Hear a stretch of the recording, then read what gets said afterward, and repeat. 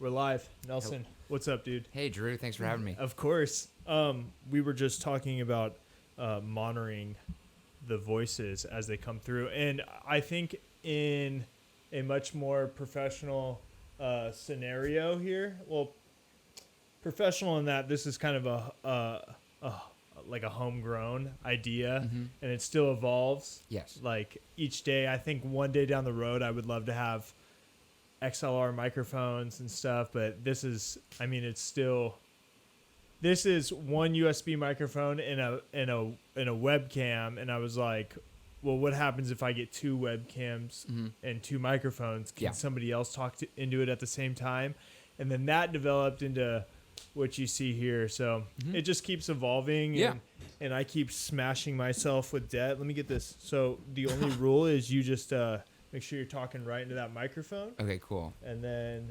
I assume that's yeah. About a good. fist away is the rule. Okay. Yeah. Deal. Maybe I'll go ahead. Okay. Closer, What's up, dude? I had just shown my girlfriend Conspiracy Party, which is hilarious. Oh, thank you. Thank you. And you are no... for anybody just joining, you are no stranger to film.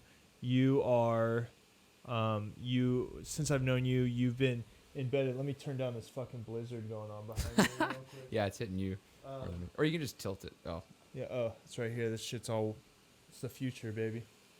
right on. Yeah. Just turn it down a little bit. Jeez. Okay. I didn't realize how much that was blown into me until it was like. Yeah.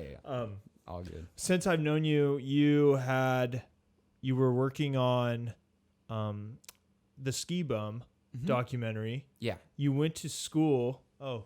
Look at people are already commenting, so I guess this is a good time to run this by you here. Hold on, commenter. Oh, King McFly, yo, what's up? So I have followers the same way. This is Nelson. Hey. The same way you have followers and stuff on Instagram. People get notified that I'm live, and they can come by, give their 2 cents. I try to stop. Like I used to address it all the time. Now I address it once every 15 minutes or so. Yeah, that makes sense. Just like see how the conversations unfold. It tends to derail the conversation sometimes, like it just did. What's up, Connor? So when I had met you, I knew that you were working on what I believe to be a big time documentary. Yeah, I mean, I went to film school, Chapman University, and that sort of, if you want to be a filmmaker, first of all, to take it way, way back, like I've wanted to make movies since I was a little kid. It's like part of my heartbeat almost, and so, and then when I got to LA, it was a matter of, taking on, at first you kind of are at the mercy of where you can find work and all that kind of stuff. And, I've done a lot of different types of projects, but I found the documentary world to be a place where I could thrive. And it's the type of thing where I'm a freelancer, so I'm always sort of one project to the next. And Ski Bum, the Warren Miller story, I was on that for about a year and a half, almost 2 years from like day one to finish. And are you doing the same kind of work that you were doing with Conspiracy Party? So Conspiracy Party is a return to directing for me. Directing is sort of the top of the mountain. It's like the creative chief of any project on any film, and so getting to the point where you can direct and be the names people know, Steven Spielberg or James Cameron, or some more those kind of names. That's sort of, they've reached the peak of their film career, and so where I am is I have two kind of tracks running at the same time. It's like I can direct small projects like Conspiracy Party, which we shot at my apartment, was self-funded, made with friends, that kind of thing, matched with bigger projects where I'm not going to be invited to direct it, but I can work, and learn as an editor or an associate editor, right? Assistant editor, associate producer, right? Roles that are more entry level or like a couple notches up, and then those two tracks run at the same time, and eventually the goal is that they meet in the middle. They align. Yeah. So align.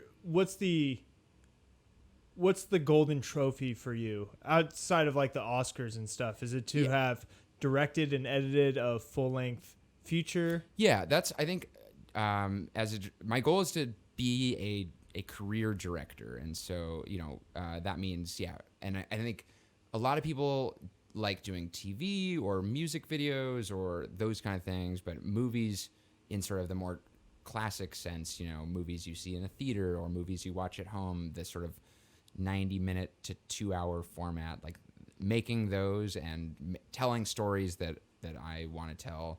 And I'm not beholden to either just documentary or just narrative, meaning with actors, that kind of thing. I'm open to both, but I definitely have some. That's the goal. Is not necessarily like win an award or be whoever, but it's because that's not what's important when you do stuff like this, right? Because directing and editing, although it gets kind of this grand scale recognition, it really is just passion projects that get picked up and are appreciated on a wide scale, correct? Yeah, exactly. It's like, I compare it to if you want to be a cinematographer or a DP, director of photography, you want to shoot as much stuff as possible and make really beautiful images and, do all that. And you're going to work on way more projects, but none of them are going to be like the one that was from your heart or like, born inside of you. And I guess I'm more interested in making fewer projects, but ones that I like, birthed myself, if that makes sense. Right. So what's the typical amount of time, just speaking on the industry? So my experience in the industry, the film industry, is buying a movie ticket and getting some popcorn, sitting down in the chair. But I am told that those people need to exist in order for the film industry to kind of exist. Go see movies in the theater. Is that still important that people are going to the movie theaters? It is. It's amazing to me that I hear people say, "Oh, I just don't like going to movie theaters." I'm like, "What?" It just. I don't think. It's funny. My roommate Ryan, who you know very well. Yes. Mr. Rojas. Mr. Rojas, if he's listening. He went to see Free Solo, the documentary that won the Oscar this year about the climber, the guy who climbed El Capitan without any ropes. Yeah. Alex Honnold. Yeah. I saw it. Absolute fucking nutcase. Yes. Yeah. And I saw it back in October. Ryan saw it for the first time on Sunday or Saturday, excuse me. Ryan, the fuck you doing? And but I'm glad he saw it. He waited to see it in the theater because seeing that movie in a theater, every time there's a tense moment, you can hear the entire audience go like, and gasp, and I saw Avengers Endgame. I'm sure you saw it. Yeah. And you know what? That was actually, I'm glad you brought that up because that was I'm sorry to interrupt you. No, please. That was the first movie that I shamelessly, and I think you as a filmmaker, you'll appreciate this, but that was the first movie, as the dork I am, where I was compelled to stand up and clap at the end of it and gave it like a round of applause. I thought, and the sequence, I guess because I have a background in graphic design, so I am familiar with strong imagery. And the scene where they had the shots, it was how they decided to roll the credits for the main characters. Yes. And it was the silhouette photography with the actor's signature over it. That was strong work. You couldn't not be. I mean, seeing that in a theater, I saw it at the Chinese IMAX theater, and like when the big moments happened, which you don't have to like spoil anything or whatever. Yeah. Why but just like you could just hear the like Yes. And then it's like in a moment like that, it's like we've known these characters for so long that we want to like clap for each one of our. It's like I want to clap for. Definitely want to clap for Iron Man. Want to clap for Captain America. Well, it was the final bow, right? Yeah, it is. It's like a curtain call, Yeah. And it's like it's such a big property, and we forget that. Yeah, and like, could Robert Downey Jr. hear me clap for him? No, but like, I wanted that sense of like they earned their applause, and and that was what was important to me is that it broke the barrier of and I usually do. I give a fuck what these people think, so let's just keep it mellow. Okay, was it? Yeah. But I was like, no holds barred. I'm celebrating.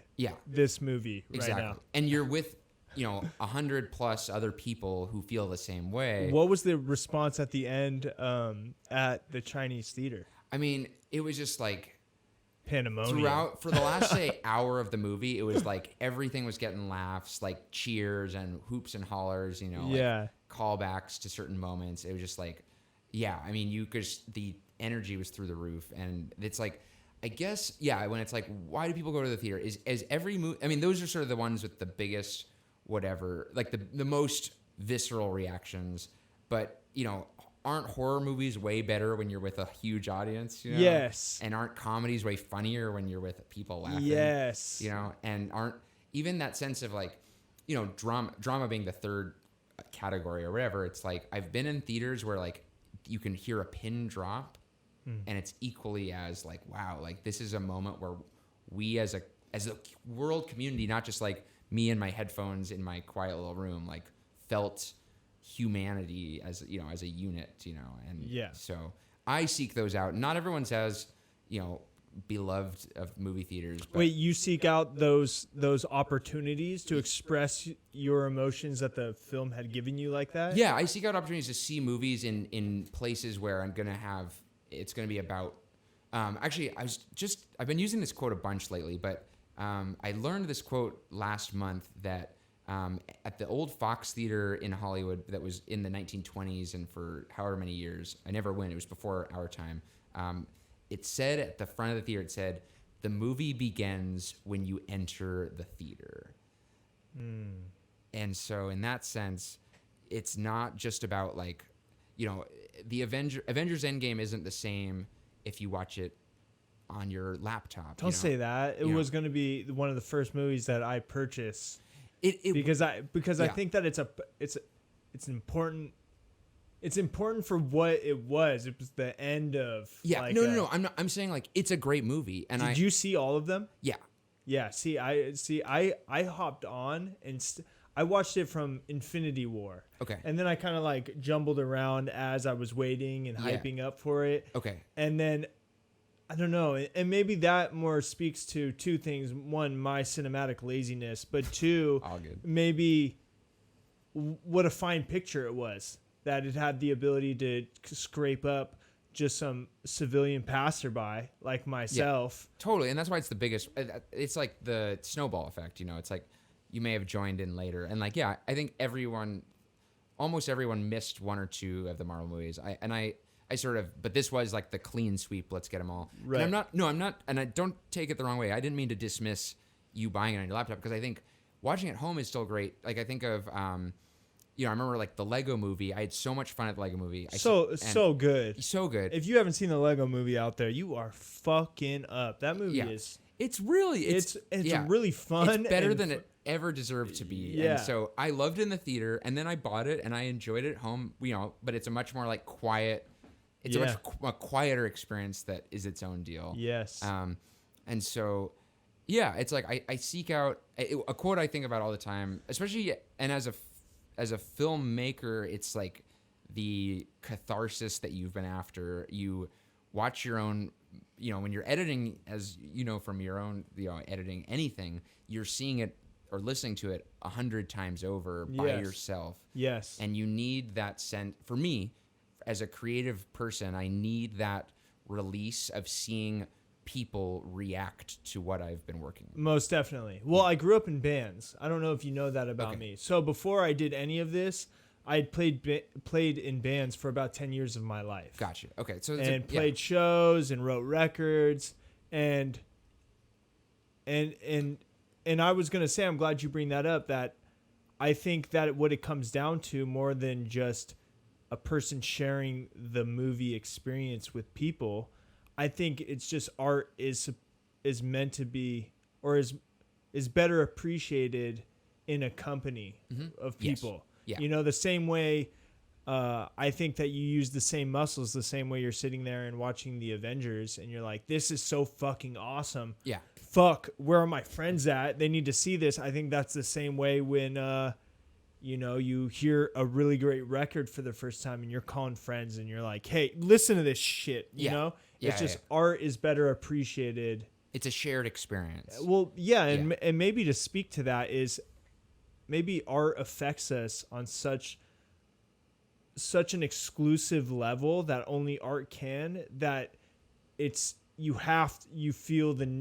feels necessary to share it because there's nothing on an everyday basis that is as moving as art is, per se. You know what I'm saying? And I'll throw in one more piece that's quite specific, but I think speaks to another reason why I'm a defender of the theater. And yeah, it's I'm glad you bring up other types of art, because I think it's the same way. Yeah, seeing music live, Yeah. it's great to own the records, but there's nothing like seeing the live music. Right. And also there's this sense that's quite important with today's world. I'm pushing that mic up a little. Scoot up a little closer to that mic. Yeah, Gotcha. Yeah. Okay, fine. There's also this sense that when you're in a movie theater, the lights are dark, your phone is off, hopefully, and it's an uninterrupted experience where you can't fast forward or pause or get up to go to the bathroom. You're sort of at the mercy of, this is where I am for now, and I'm going to stay exactly here and be in the present moment. And that alone, it's funny, I saw the movie Nashville, which is a classic. It came from 1975. I saw that in theaters, even though, it's been out a while. But LA is a great city for seeing old movies in theaters. They play plenty throughout the year, and it's a long movie. It's a powerful movie. It's about music. It's about America. these kind of big themes. And I saw it with friends, but I needed to step out and take a minute, and have catch my breath and really think big thoughts that it left me with. And had I watched that at home, which I could have, because it's available. It's been out for 40 years. Had I watched it at home, I would have been pausing it. I would have just been interrupted by someone walking in the room or someone texting me or whatever. I wouldn't have had that sense of the whole thing wouldn't have washed over me in one go. And so I think that, especially given how distracted we all live. I'm so glad, dude, me and you, we're building bridges in between these conversations here. My next question was, so whatever the opposite of training is, untraining, are we becoming worse at being capable of sitting through a 2 hour and 15-minute presentation uninterrupted, because of how prone we are to pull out our cell phones and to thumb through it? Are we becoming worse at sitting through a 2 hour thing because I think it's the unspoken rule, don't pull out your phone, right? Of course. And unfortunately, look, I'm not a sociologist, but I think it's a pretty obvious thing to observe. I'm just picking your brain. No, it's something that I struggle with, because I think it's the result is because, yes, the social world has changed. It's people are less likely, they can't manage to sit for that long. And it's funny because people are like, oh, but I binge watch. I'll watch 5 hours of Netflix. But Netflix is designed, it's usually 50-minute increments. So it's designed, it's coercive. It makes you think you're watching it for a long time, but it's you always have this sense of oh, I only have to watch 50 minutes, but then it's only 50 more minutes. It's the 99 cents a bag of chips and not $1. Yeah, exactly. And I think that people are more prone to watch things on Netflix at home because there is the ability where it's I can be on my phone and nobody can tell me what the fuck to do. Exactly. And that's one of the many.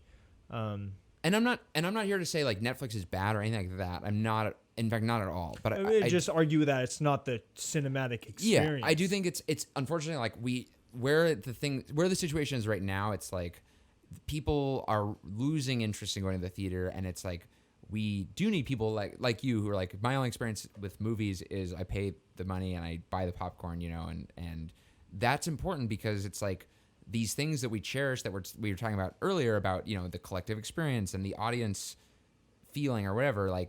That's not a guarantee. It's not gonna the movement is toward the Netflix feeling or whatever, which has its place for sure. It's great to watch some stuff in that setting. But Netflix and chill, bro. Of course, you took the words right out of my mouth. Yeah, crossed my mind, but I wasn't sure it's not movie theaters and chill. It's Netflix and chill. Yeah, and it's actually, funnily enough, this is just it's on topic, whatever.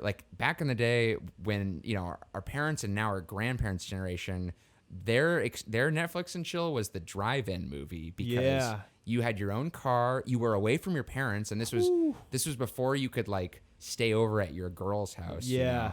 It was like Yeah, when shit got sketchy. This Yeah. is when the front seats of cars was like a fucking Yes. padded park bench. There was Yes. no middle seat. Yeah. You know? So yeah, we know why. the drive-in movie. We know why. It was its own. It was the place you could go where a sanctuary where you could drive in and chill. You know? Yes. And that's where Man. many of our Zero police. probably many of our parents at this point were conceived in drive-in movies. Yeah. You know? Yeah. Yes, So, most definitely.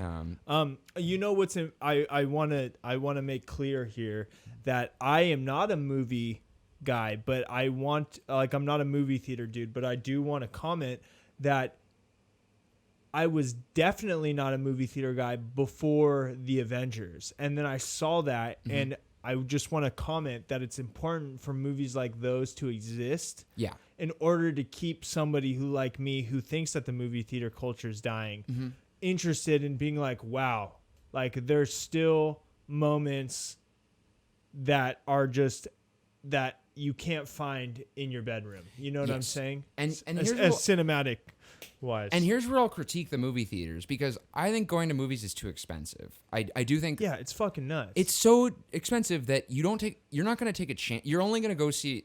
I think by and large, obviously, myself and my diehard movie fans who I'm friends with are the anomaly. But I think the population at large, they only want to see a movie. They only want to pony up and spend $20 in LA at some places. Yeah. $17, $15, however much, I don't know, $15 plus. They only want to spend that money if they feel like it's a guaranteed hit. And and so if movie theater back in the day, movies, like, you would be willing to take a chance on something you hadn't heard as much about because you're like, whatever, it's $6, it's $4, whatever. I'm not gonna blow the bank for a movie that was bad. Because I like movies. I like the range. I like movies that are great as Avengers. I also like seeing bad movies. Yeah. I think that there's something to be said about that. You know, Ryan was like that, and I never understood that. And you know what? I think that this solidifies the fact that you are absolutely passionate about what you're passionate about, and there's people who go forever not ever finding that. But Ryan used to spend his free time and would go just check out the show and would go to the movies. And it was a foreign language to somebody like me because I was like, dude, you don't know anything about the movie. What if you go and it's horrible? Yeah. You know, and,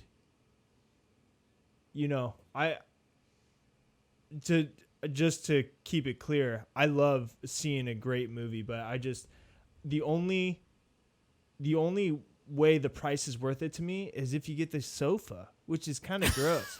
Or if you get the sofa with a lazy boy. Oh, right. See, I like my old-fashioned movie theater seats. I think that's because you I think that in that sense, that's the same kind of person who appreciates the musician who still buys vinyl. Yeah. I think so. You know what I'm saying? The photographer who still shoots on Polaroid. Yeah. Because you know it's what I'm saying? It's part of the aesthetic. It's part of the way it's supposed to be, which I never like to say anything should or shouldn't be a certain way.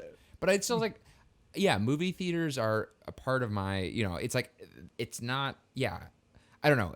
The lazy boy chair thing has really, I never can get comfortable. I know, it is what it is. Well, it's lazy and it's kind of gross. If you think the fucking drive-in was sketchy, what's going down in 2019 on the fucking sofas, man? Yeah, I mean, no, I know. The Landmark Theater, they have like some sofas and it's like, I don't know. I want my own chair. Like, what if I'm sitting, I've sat next to a stranger in those. I'm like, like, give me the like rusty old kind of red chairs that, that's just like it's a little bit of it's its own experience of like well, I think you like buying into the culture too. I do, and look, if you have problems with your back or whatever, I'm grateful. Nobody's got problems with their back so bad that they need a fucking sofa. It's like it's like that's not the right avenue or whatever. So I do think it's it's all part of it. And look, I don't even like popcorn that much, but I think but movie theater popcorn's different, dude. It's funny. Like a little crack on that or something. I think part of but I think part of it is that I do see so many movies that if I bought popcorn every time I saw a movie, I'd be broke, Oh, and so, okay. So maybe there's some like conditioning. Yeah. And so no, see, I will finish the popcorn before the movie starts. Right. Which is my problem. But it's savage about popcorn. Right. And so I think maybe it's like, But I'm not someone who's like, oh, popcorn, why would you have it? It's like, no, that's part of the smell, like that's part of the deal. It's part of the deal. Part of the vintage. Yeah, it's like, I don't have to love it, but it is part of I'm not one to like judge a movie theater. Do you drink at the movies? Because you can do that now. That's a new thing, yeah. No, I'm not opposed to that. Okay. What about 3D? No. Yeah. See, you think that phase, thankfully, most people have kind of, that fad kind of peaked, I think. No way. Yeah, totally. So you're telling me that, because I saw the Avengers in 3D. Oh, you did? And Okay. I wasn't mad at it. With Giant Man, spoiler alerts, when Ant-Man is running through and socks that fucking dragon in the mouth. Is that cool? Yeah, in 3D, it was super cool. Really? Yeah, I guess I think the 3D thing just got oversaturated. You know, remember so Avatar came out and then oh my gosh, Avatar. a wave of movies attempted to be like, go see this in 3D. And a lot of them were really shitty. And so people were like, I'm not going to waste my time on 3D. What do you think of Avatar? It's funny that now Avatar, it's become almost a joke that people are like, no one talks about Avatar, but yet everyone talks about not talking about Avatar. So it's just like this weird thing of like, because they're making these sequels to Avatar, and it's just funny. How many years later is the Avatar It's sequel scheduled coming for out? 2021, so we're still. And how many years is that? So the first one, it was 2009, so 12 years, long time. That's a fucking long time. That's a long time. So it better be. You could put a 7. They did fucking 68 Fast and Furious. I know you could. Well, in yeah. there. Yep. Yeah. They did a Yeah, lot. Fast So and Furious 79. Yeah, I do agree. It's like, I think part of the reason it doesn't hold up compared to other big blockbusters is, yeah, it's like, I'm not going to pop on Avatar. Like, that's a movie that was great on the IMAX. I saw that in 3D, of course, but I'm not. But was it great because of the climate of that movie? Like, you were probably like, But the 13. The story. No, I mean, we You were older forgot than the that. story of Pocahontas. That's why I didn't. I actually wasn't. It wasn't even on my like favorite of that year because like it's so similar to Pocahontas and Dances with Wolves, which a lot of people haven't seen, but it is a Best Picture winner from 1990. You didn't like Dances with Wolves, sir? No. I'm saying because I seen that first, Avatar felt like It was that. felt like yeah, copy yeah, and yeah. paste elements. Yeah, the chick stands with a fist. It was, Yeah. Oh yeah, you've seen. Okay, good. Yeah, yeah, I yeah. just see. It's funny. No, I'm a big Kevin Costner dude. I Right like on. that. All shit. right, my man. I Do you appreciate do you that. like westerns? I do. Yeah. I mean, Okay, I love classic movies. Okay, I grew up like Tombstone Okay. was my first like, whoa, hold on, this movie's Gotcha. badass. Okay, confession: I have not seen Tombstone. Whoa, I know. this podcast Yeah. is done. Thanks for stopping by. Dude, it's so funny because people assume you've seen. If you're a movie person, they're like, "Oh, you've seen everything." Well, Tombstone is I mean, who's the cast? It's No, Val Kilmer. Val Kilmer. Yeah. No, I'm not. That's the thing. But the list is so. Because I don't remember anybody. Right. Who's the cast? No, but it's not for a lack. They're a great movie. I saw Gone with the Wind for the first time this year. I did not like it. That's another story. Gone with the Wind. Yeah, which is Haven't seen it. from the 30s. It's like From the 30s. Well, you're just said That was almost 100 years ago, sir. well, okay, but everyone's seen The Wizard of Oz. They even have electricity then? Wait, Like, has everyone seen The Wizard of Oz? yes. Okay, Everybody. Same That's year. like a- They came out the same year. Oh, So, really? Yeah. When did it get colorized, though? No, it was color. It was always color. Oh, so Gone with the Wind's in color. It was like one of the early. When did the Sound of Music come out? 65. So Oh, what? yeah, Wow. yeah. So Jeez. anyway, movie history, but no, I'm just saying, like, it's funny how when you're a movie buff, everyone assumes you've seen everything, but we all have our dude. blind spots. Yeah, It's the same. for sure. Well, you like what you like. Yeah, and it's not that I'm not interested in Tombstone. It's just that I haven't gotten to it yet. Yeah. And this year I'm focused on it. It's 2019. It's the last year of the 2010s. So Okay. the last year of the decade. So will you try and knock out everything from 2010 to 2019 this year? Bingo. Yeah. Okay. This year. Why? Why does that because- matter to you? Why does it matter to me? I think there's this sort of, I don't know, there's this sort of obsessive feeling of like, I want to see all the best of the decade, And when sure. I make so every year I make a list of my 10 favorite movies of that year. So I did a top 10 of 2018. Tell me you brought that list. You can pull it up on my website. Okay, but for sure. We'll get, Okay. we'll get to that in a sec. But yeah, anyway, we could just do like a word of mouth. Yeah, thing. yeah. Like you And shoot me a couple movies. yeah, I'll shoot you a couple, especially talk about my favorite movie of the year. Yeah. But yeah, I've been doing that for a long time. So people, my friends and family who aren't as like super movie buffs, it's become a thing where like, oh, I want to see your top 10. Like, what are your favorites? And this is the first year, mind you, when from 2000 to 2000, in the year 2000, I was 8 years old. So I was not like watching. I was born in 92. So got it. I was not watching, spoiler alert or whatever, you know. Spoiler alert, Yeah. you were born in 92. You know, whatever. Like, people are weird about their ages, you know. I try not to be, but you know, everyone's like, You're okay. that's a longer philosophical conversation. But so when I was 8 years old, I wasn't watching like all the best movies of the year. Yes. You know? But in 2010, I was 18, so I was like old enough to be at least somewhat mindful as a film aficionado critic. You whatever. say somewhat. You believe that like the 18-year-old doesn't have like what it takes to appreciate. They do. I'm saying that's the beginning, but you're always improving your film. You're always developing your palate. Yeah, but it was definitely old enough to be, you know, seeking out the best, and so the last 10 years, so ages or 2010 to 2019, it's the first set of 10 years where I've been like a adult movie watcher, consuming every movie I possibly can. So by the time January 1st hits this year, I want to have like the best feeling about the decade as a whole, as a collective that I lived through, you know. I can tell you're excited about this, about this developing. That's terrific, dude. Yeah, so that's like it's totally a hobby. Like not every filmmaker is that obsessive or whatever, but should they be? I think a lot of great filmmakers aren't even movie fans. I think it's nice to bring in other perspectives, but I do think you've got to know what you've come from, because so I went in film school. You'd watch movies, and I'd raise my hand in the notes, be like, well, that movie someone say, this is my idea for a movie. And I'd be like, well, that feels a lot like Dances with Wolves. And they'd be like, what's Dances with Wolves? I'd be like, well, buddy, like, you can't be a filmmaker unless you've known where we've come from, you know? And so you write a movie about 4 people coming into town. Okay. They used to be like, one's an outlaw, the other 3 are deputies. Yeah. And they're over fighting with the law. Yeah. They fucking take up some stake in some town out west across a couple stakes. Yeah. They get there. Word of mouth is that those 3 great deputies are in the town, and that town at the same time is looking for a body of deputies to take care of a gang problem that's happening. And this is your movie. That's Tombstone. What's Tombstone?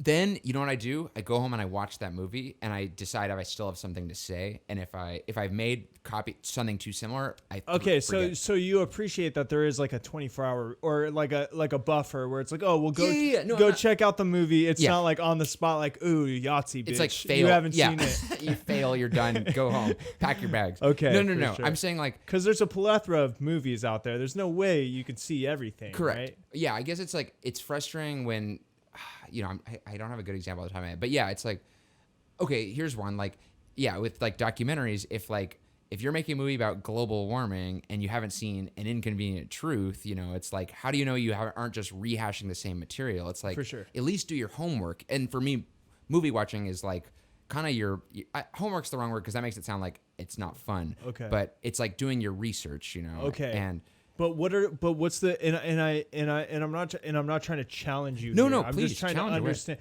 I'm just trying to get familiar with this process. Yeah, please. So isn't there an argument that if you're making a movie about global warming, that if you haven't seen An Inconvenient Truth, that's almost better because of you are increasing the chance for authenticity when this person makes instead of it being tainted by like, oh, well, this person already said that. Instead of making something that is as like a whole piece of pie, you know, and saying like, oh, well, these 2 slices of this one pie taste like Al Gore's pie or whatever. Yeah. Isn't it better to just appreciate a pie made like 2 blueberry pies made from different recipes? Does that make sense? It does make sense. And I think that as long as, you know, obviously there's no like hard science to this. It's art, but it's almost opinion. But right? it's like, but I guess my opinion is that you just have to be, you know, you want to make sure you're not the world. Like, I don't want to rehash the same stories or build. Like, I feel like if you're, it comes across as like careless or lazy if you're doing something someone else has already done. Right. I think every filmmaker, every artist should be telling their own voice and knowing that, other people have come before them. And so it's like, what do you have that's new to the table? Like, I don't want to see something that's already been done. For sure. And that's actually part of why, I often prefer, when I look at some of my favorite movies, I often prefer movies from directors I haven't heard of or haven't seen because... I was going to say. Yeah. That brings me to my next question. So, Avatar from James Cameron and Avatar from Gaspar Noé. Ugh. Yeah.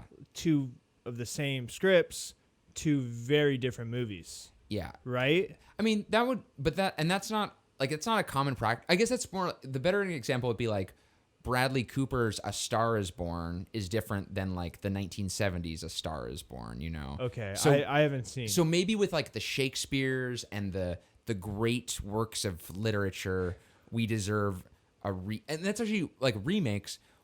A remake should only exist if it's really pushing forward, like the Romeo and Juliet remake. Yeah. Where they're in Venice Beach with the pistols and shit. Yeah, that's an example of because that's an artistic push. Yes, it is. It's pushing. It's bringing something new to the table. Right. So I don't same way Tarantino homages old movies. I don't care if you do something again, but you got to give me a reason why. For It's sure. If you're gonna be making a movie about a white man befriending the indigenous people or whatever, you got to have a really good reason why you're telling me that story. For again. sure. And Avatar did not do that for you. It didn't quite. It was just a little too similar, I think. I think the visuals, are head above water, way beyond where it was. But look, now we're getting really philosophical. Movies, technology comes and goes. Stories are timeless, For sure. I was gonna ask you, are the people sitting in the movie chair watching Avatar, are they buying the story or are they buying the brand new flowers that they haven't seen before? Because what moved me, I didn't go home and go, man, that fucking Marine really loved that Avatar chick. Yeah. What moved it for me was yo, there was floating mountains. Yeah. You know? And so Right. what are you, it's almost like, it's a bait and switch because hopefully you come to the theater and you're like Jaws. You come to the theater and you're like, I want to be scared shitless out of the shark. But then you see Jaws and it's a movie about a guy who's afraid of the water. I've only seen that one scene because I thought that was a wrap. I saw the one scene, I saw the opening scene. Okay. Where the chick's swimming and she kind of does that. And then, they lost me right there. I was like, what more of the movie, how could this develop into something? Yeah. What's interesting is that in today's world, Jaws is pretty quaint. It feels like you're again, if a teenager saw it for the first time and they were expecting a slasher, they would be sorely disappointed, Okay. But is it a good movie to you? Yeah, it's an amazing movie. Oh, you love Jaws. And it holds up. It because it's a slow burn. It builds really well, and when the shark finally does come, it earns its I saw it again this last summer. I've seen it probably 8 to 10 times. Really? Yeah, and it has a lot of stuff that wouldn't be in a horror or an action movie today. It has scenes with the guys on the boat. There's a scene where Quint, who's the kind of piratey, ratty old sailor dude, he's telling about it's a verbal only. There's no flashback, there's no anything. It's just him in the boat talking about escaping sharks in the Korean War, and he's those eyes were so black, there was no life in them, and it's just him sitting on the boat. And that stuff, it's again, maybe not if you're 12 years old and you want to see someone jump out with a knife, but if you're older and you're a little more ready for something mature. I'm familiar with the speech. It's a big boy speech. It's a big boy speech, yeah. And so getting those kind of things aged like fine wine, For sure. And so I think maybe that's where Avatar's had its problem is the flowers and the floating mountains, amazing, but it's you seen it once. Well, it was just inventive. Yeah. It was inventive. Yeah. It was like do you remember the Sharper Image magazines? Yes. Like where, Yeah. yeah, with like the thing where you push the button and it shoots the cigar at your face and Yeah. lights it in the middle of the air. They had a store in the mall when I was a kid. Yeah, and like, of course, it was so fun to like check out the chair that like, you know. Yeah, that's what it was to me. Yeah. I mean, and I think that's what it was to like another movie, for example, is Harry Potter. I don't think people, although I did appreciate some of the storyline, I did. Yeah. But I think a lot of people go for the floating candles and the staircases that seem to go forever and move and because it's just inventive and imaginary. But there's so many themes in Harry Potter where you can be like, oh, guy, you know, like the school's coming, the tri-state tournament. Yeah, it's like the school's coming, okay, and this guy likes one of the students of this school. I mean, the themes. I think at a certain point, you stay for the. Yeah, you want more. No, I think that's stay for the imagination. It's like you're sold by the floating candles, but you remember the Harry, Ron, Hermione love triangle friendship. You know, those are like the deeper. It's like it's both. I wonder if those floating candles didn't exist if you'd even appreciate, you know, like that, like those same characters under that light. Because I wonder if subconsciously we categorize or we put those three characters in a compartment in a school where there is floating candles and staircases. It should speak the truth. It should speak the truth, even if it's fiction, of course. Right. And that's where like great movies can do both. They should do both, frankly. Right. Like, you know, I mean, I actually don't want to spoil Avengers Endgame just in case people haven't seen it. Get it together, but, guys. You know, I appreciate you. Yeah, You're but too sweet. Think about how that movie ends, and like think about how much that warms. Like it's just like it feels good, you know. Yeah, it definitely did. And so that's not a special effect. That's like story. Yeah, it felt good. But there's a lot invested. I mean, like there was a lot of juice being squeezed for that pitcher of lemonade. Like there was, you got how many fucking? I mean, there was like 20 there was a plus straight movies. era of movies that existed, moving that momentum forward. So it was almost like, you know, there was a lot on the line there. Did you get a chance to see the last season of Game of Thrones? I didn't, and this is where you probably think I live under a rock, but I No. Yeah. It's okay. But I know a lot of people that didn't. Yeah, you know, being a movie buff, like. But I feel like the storytelling was. I know. I mean, definitely. I know. Do you hear? It's a blind spot. Do you hear at least that people are like, "Oh, Nelson, the storytelling is fantastic." Yeah, I do. It's definitely a weakness. You know. Has Ryan said anything to you about it? I mean, yeah, I've definitely heard as much, but I'm also like, that was a ship. I mean, look, I'm not. I wouldn't go on a Game of Thrones podcast by any means, you know. So it's like, but it's funny how like there is only so much time or whatever, and it's like, I think everyone might have. That's one place where I just like made a choice. At a certain point, I was behind the bandwagon, and I was like, I can either catch up, or I can watch, you know, 50 different movies that maybe not as many people have seen, and I chose that path. Which, are you familiar with the general consensus on how the series ended up? Yeah, and that made me less interested in ever like okay. How does that make you feel watching, what you will, like almost seeing this funeral from afar? Like, how does that make you feel to see something with that much momentum built up? It unfortunately that kind of public fucking nosedive. Yeah, because I think it affirms that I think what I like. One thing I like about movies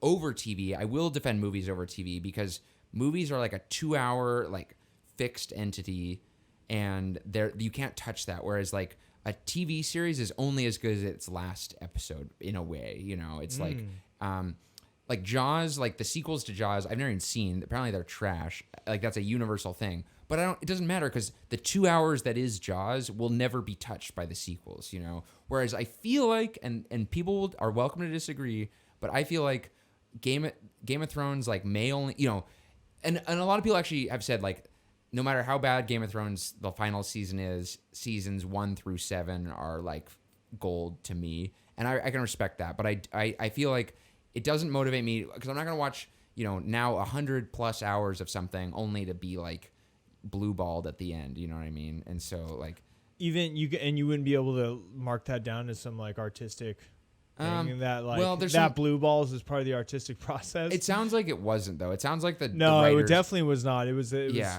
definitely something that felt like I don't know, like disagreements in the clerical section, like they like they fucked up like with paying somebody or something. You know, like it was weird. The budget ran out or something. It and was that's really so strange. Whereas at least Lost, I actually watched Lost after the fact. So I started Lost after the show was off air, and I just spoiler alerts, everybody. We're talking Lost here. No, now we're talking Lost, but like I was glad to watch that show. Gave me a lot of like good juice or whatever, and like that was a rare case. Good juice. Well, I don't know. That's not a term I use a lot, but like I guess it gave me a lot of like. I just want you to elaborate on the term so I can understand what you're saying. Like, I was stoked on that show. Okay, you were fanning it, if you will. I understand. Gave you juice. It was exciting to go through. It was worth the commitment of 100 hours. It didn't get silly for you? It did get silly, but like. It like somehow earned that silliness. I think. I don't know.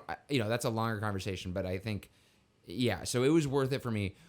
I've never touched Game of Thrones, and I'm not closing the door completely, but I certainly don't deny I'm less motivated to start Game of Thrones, knowing that it's been a not well received. Are you compelled as a study to see something with the amount of gravity it's held over the past decade and to see something nosedive? Did you find that phenomenon compelling? I do, but I'm also, or does this kind of shit happen all the time? It's just this was something that's where it's like I can't under a global microscope. Because I've like laid my stakes in the ground about movies. I'd rather dive into, again, in the 100 hours thing, I'd rather see 50 movies because that's 50 potential conversations I could have, 50 different conversations I have that, yes, they're not as universal, but I also feel like I don't know how much more I feel like I have less to contribute to the Game of Thrones conversation. Wait, that's very interesting, Nelson. So do you mind if I call you Nelson? What does the H Nelson. stand for? The H stands for Henry. Okay. But my H.Nelson Tracey is a... That's like what your grandparents call you when you're in trouble or something? That's pretty good.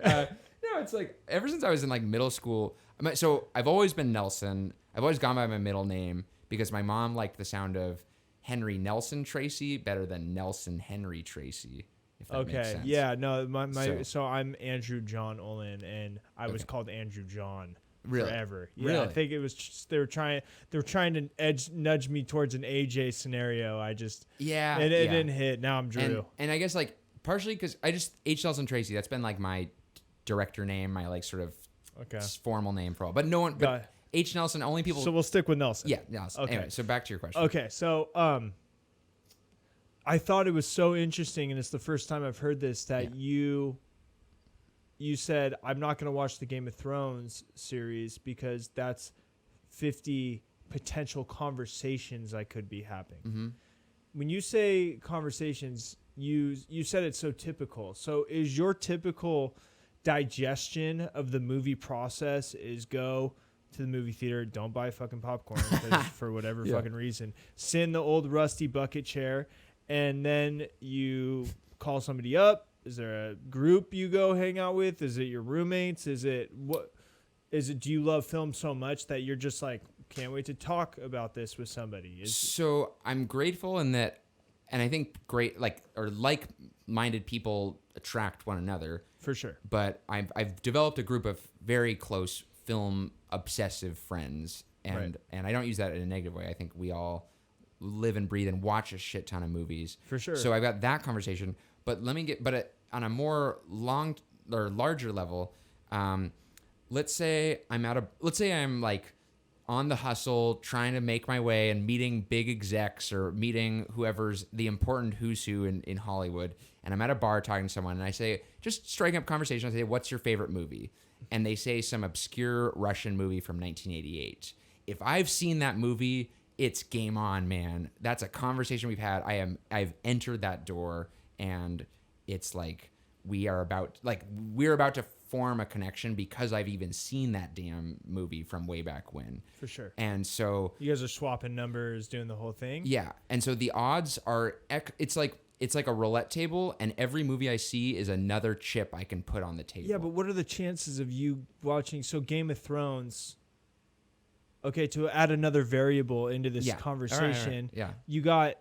You got the potential for 50 conversations, but how many conversations if you watch some movie that was filmed using an igloo, you know, Yeah. and a brush fire or some weird artistic way of going about filming this thing.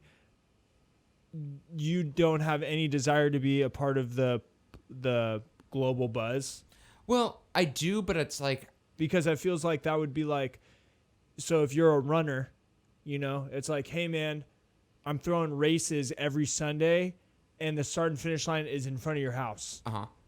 And I feel like for somebody who really likes conversing about the arts, if you will, yeah. it would seem like you would eat that up as just like, oh, that's fucking, I can have a conversation with everybody. Like instead of 1/12 of the population, now I have something to talk about. Yeah. I mean, look, Does that make sense? So to take it, I was with Breaking Bad. I was there. I did the whole Breaking Bad thing. What'd you think? It's great. You know, Okay. and it's worth it all. And even in the TV format, it was in. Even in the TV format, because I don't mean to drill you like this, by the way. No. It's great. I'm just picking your brain. It's great. This is what these are I have these this is a great. Ryan will tell you he's not safe either. Every time. No. This is bring it. Like I'm Okay. all for it. But it's like, I guess, man, what am I trying to say? But it's like I'm gonna go see Avengers Endgame because that's a big cultural moment.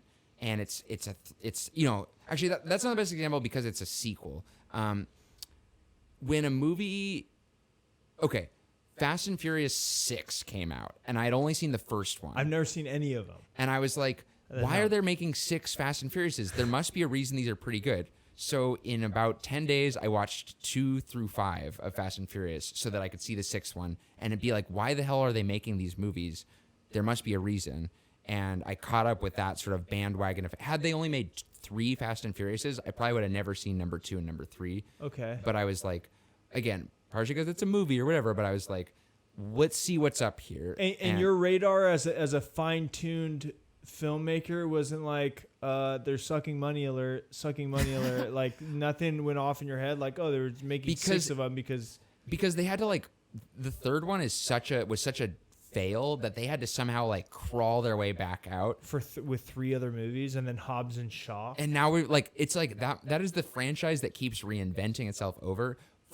On contrast, Transformers, I saw the second one, it was such trash on wheels. I'll never touch Transformers again. I didn't even see Bumblebee, even though people said good things, but like, I'm done. They burned that bridge for me, no matter how much money it makes. But it's like, I don't know. I find myself spinning in the movie circles more. So like I go to the film festivals and it's like, sorry, it's a little hot in here, dude. All good. I have the window open, but I guess I'm less like, I'm not seeking Game of Thrones type. I mean, who knows? If someone said there's a job working as an assistant to the Game of Thrones writers and it starts in 2 weeks and you've got it, I would spend those 2 weeks watching Game of Thrones so that I do my homework. Well, yeah, you're working. I haven't had that. I've had that, whereas like, and I go to these film festivals and I watch some obscure documentaries or whatever, and I've run into filmmakers who made those, and it's like, it's very cool that I've seen their movie, you know, and so Right. I guess the odds, I'd rather spend my time watching some smaller independent stuff, because then again, it's like, you know, the conversation, my little corner of the universe, like I'm contributing much more if I'm spending time looking at movies and like looking for the best movies and sifting through the old ones and the indies and the tiny little obscure ones. That's much more valuable time to me, just for where I am, than Game of Thrones, which the world as a whole, it doesn't need to be sold on, you know. For sure. The way I see you, and correct me if I'm wrong, is like everybody owns a bicycle, but it's like Lance Armstrong going biking with just some like civilian. It's like they both have bikes, but Lance Armstrong is maybe more fine-tuned and involved in a certain culture that he doesn't need to do the global thing. It's yeah. Maybe I think that's about that's. I do like analogies, and I think that's like, and that's one. It's almost yeah. It's funny. That's okay. Yeah. So that's the long and the short. I maybe I'll watch it one day, but at the present moment, it is a blind spot of sorts. Okay. But whereas, you know, you name a movie I've in the last 10 years. You feel confident that you've seen it for the most part. Okay. I have a couple on my to see list still, but okay. you know. Have you seen Into the Void? I have not. nailed. Oh, now I just look like a douche. But that's okay. Blam blam. Yeah, Are you yeah. familiar? I am. Is that Gasparino? It is. Yeah, I have not. And that's but- about as far as my like. Well, okay. Let me try and whip out some some art pieces for you. Okay. I wanted to ask you before I forget. Yeah. Please. So you've always been a film dude. Have you noticed that have you noticed that what you expected out of films, what you felt like you deserved out of the films you thought that you would love, changed? Did your taste in films develop? Yeah, I think so. I mean, I love documentaries. Much Have you more. always loved documentaries?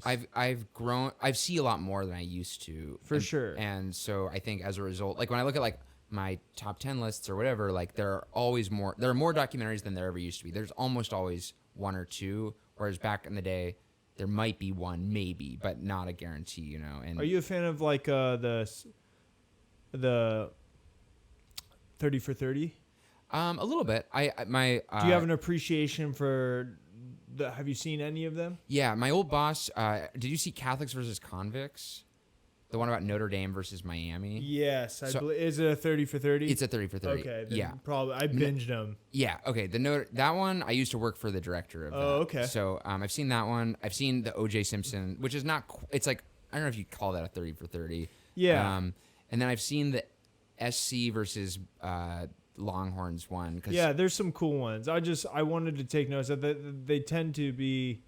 That's a great you as a documentary fan, which Yeah. I believe you to be. Sure. Yeah. Of course. It would be seemingly, and I really like them. And dude, not a huge basketball dude. You know, never played football. Okay. A day in my life. I could throw a ball and shit, but Yeah. my sports are laid out. I'm a volleyball player, and Love it.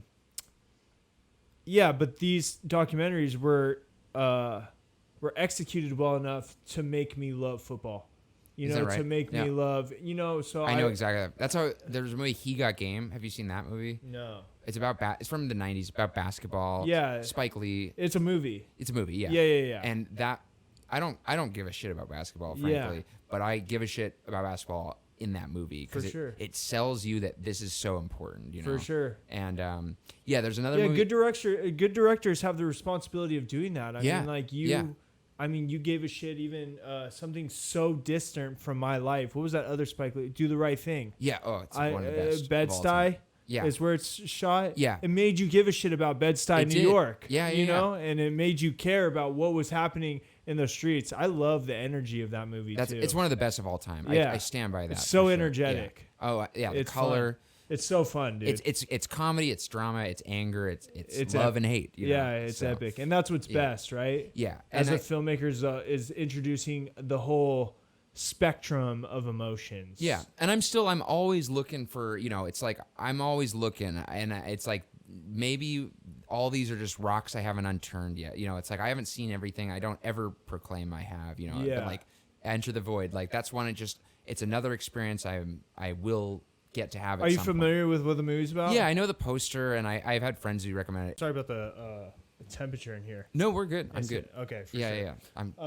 So you had just directed Conspiracy Party, and you wanted to get back into directing. Yes. So I work in film, and I do at the level I'm at right now. I work on other people's projects, and I'm brought on, but I'm not able to direct my own stuff. And going to our many conversations about filmmaking and all that stuff. And this sort of creator stuff or whatever. I was just like, I want to make my own thing, and I want to make something I can do myself.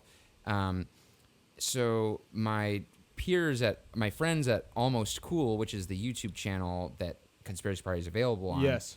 I just sort of, the idea of Conspiracy Party goes way, way back to my friends and I just laughing on the couch about like, wouldn't it be funny to have a party that was a conspiracy party? I remember you sending out an invite, and it was... Well, so that's later. We premiered the movie.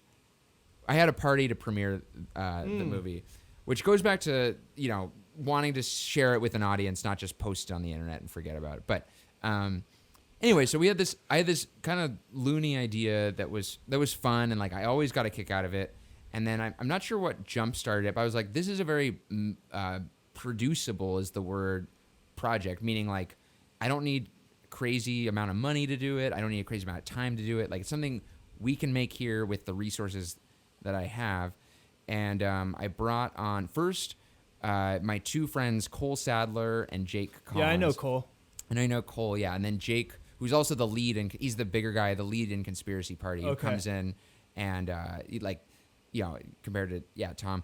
And, so I brought in Cole first, and Cole's like, you got to bring in Jake, because Jake is truly maybe the funniest person I've ever met. For sure. Top, Yeah. One, and he's also a great writer, and he's just like a great all around jack of all trades.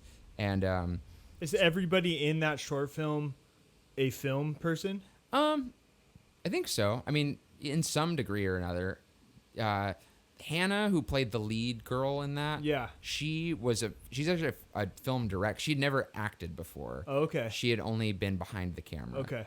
And Jake is actually more of he does a lot more like art department stuff and like all that. He's not like always an actor either, but I think he has the goods for sure to do that. So it's sort of a long process, it's like from beginning to end, but basically once I got the sort of I pitched it to the guys at Almost Cool, the YouTube channel, because I knew that if I did it with a YouTube channel, it would get seen by a larger audience. Mm-hmm. And they have a lot of sort of resources that they can bring in. First of all, they're good filmmakers, they're funny guys, they're my friends. So it's like put everyone's heads together to make the best results. For sure. But on a more practical level as well, I was able to because they're a YouTube channel with a pretty substantial following, they have access to a lot more film equipment and other stuff like that would, if I did on my own, it would cost me a lot more money. So I still had to put in some of my own money, but I was able to get a lot more out of it because I worked with them. That must be tough, because if there's one thing because I have a couple of buddies that do like DIT work and a lot of the blue collar work that's done in the film industry. And it just seems so expensive to make anything happen that's on the indie level. It is. I know, even end to end, it's still everything costs something, right? And if not, it's your time, Is Sammy's camera still the best spot to go to? I go to a place called Hot Rod Cameras. Oh, okay. Shout out, shout out Hot Rod Cameras. They're in Burbank. They've just been good. I don't buy a lot of my own equipment. People talk about that all the time. Like, what do I need to buy? And I'm like, well, if you're shooting like with Conspiracy Party, I worked with a guy named Ben Fishinger, who's the cinematographer or DP, and he brought he had a camera that he was able to rent, so it's like he knows what he needs as a cinematographer.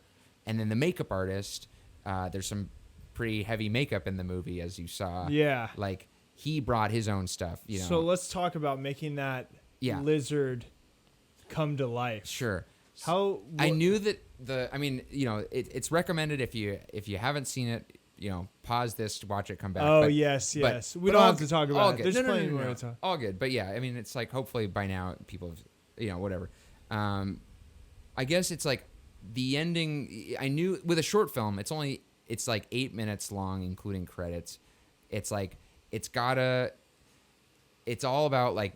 It all has to service the end, basically. You know what I mean? It's a short enough thing. It's like it's got to end really strongly, or it's not worth it at all. And is that a metaphor? Well, see, I don't know. We can ask the. No, yeah. Yeah, we can ask that. I'll ask the question on another. Yeah. So anyway, I knew the ending. It had to be a good ending, and if we hadn't have had the effects I wanted to do at the end, I would have just scrapped the whole thing. Right. So, but I'm really I don't know how you felt, but I love it. So in order to do that, you didn't have the effects. If you didn't have the effects that you want, you would have scrapped the whole thing. Did you shoot that scene first to make sure it would have gone accordingly? No, but I worked. I found this guy Joel David Reed, who's like he works at Knott's Berry Farms. Okay. So he's like Mr. Movie Monster guy. Like, okay. He loves his movie monsters. Yeah, for sure. So at first he wanted a more like werewolfy, like ripping flesh and stuff off, which was more intense. Also cost a lot more. I wanted something that feel more like something like a head, like something you'd wear every day, almost like a pull off a mask. Yeah, comical. Yes. Yes. Like a Scooby-Doo mask. Yes. Kind of thing. Yeah. It was very Scooby-Doo-esque. Yeah. And so I sort of explained that, and he was able to do that. So I knew ahead of time that the gag would work because we'd gone over, like he did a full cast of Heston the actor's face to achieve that. So, which was like, yeah, you have to like, I don't even know what the material is, but yeah, you have to It's like latex, right? yeah. So you have to like literally like sit still for like hours and like create that cast. And that's one element. The mask was actually an Etsy find, the mask itself. But then, yeah, it's like, if you like pause and break it down, it's like a few different steps and some like interesting movie tricks that come into play. You right. know? So, man. Yeah. And then on a smaller scale, I want to do it in the mirror because I think mirror doing effects in the mirror is always fun. And yeah. In the trailer, I haven't even seen it yet, but in the trailer for Mary Poppins Returns, the new Mary Poppins movie. Oh yeah, there's a new one coming out. Yeah. They have a mirror gag where she's looking at herself in the mirror, but then something happens in the mirror that's different than in real life, and it sells that she's like a larger than, she's like a magical person or whatever. So that's the shot. If you look at the shots there, it's framed to look like that. Okay. Where you can see the back of his head as well as him in the mirror. Right. Yeah. Yeah. No, it was brilliant. Now I wanted to ask you why conspiracy? Well, we've had this idea for a long, long time, and I think I find I'm a little bit of like a armchair conspiracy theorist. I believe I'm skeptical of some things, certainly. Now, do I think the Earth is flat? No, the Earth is round. But are you sure, bro? No. Yeah. But I think it's definitely, you have to be careful because some of the conspiracies are pretty dark and they're also kind of offensive.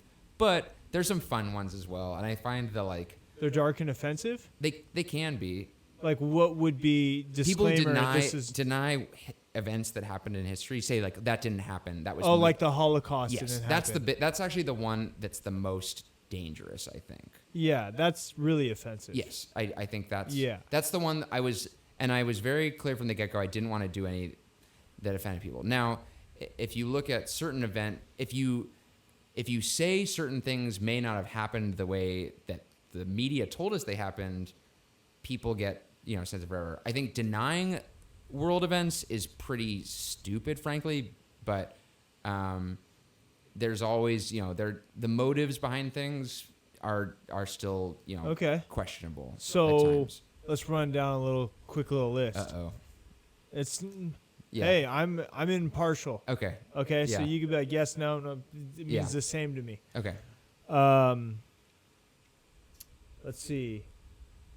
Where do we start? Yeah, this is chemtrails. Chemtrails. Well, see, I do think there's a lot of environmental damage that's definitely overlooked, and I'm definitely an environmental activist for sure. Well. So I think, and there's a lot. That's one of the reasons why I was gonna wait for me to polish my ass up before I told you this, that I stopped eating meat, dude. Really? I stopped eating meat. My man, I'm a vegetarian myself. I know you are, and Very cool. I knew that you'd be into it, and I'm doing it for two reasons.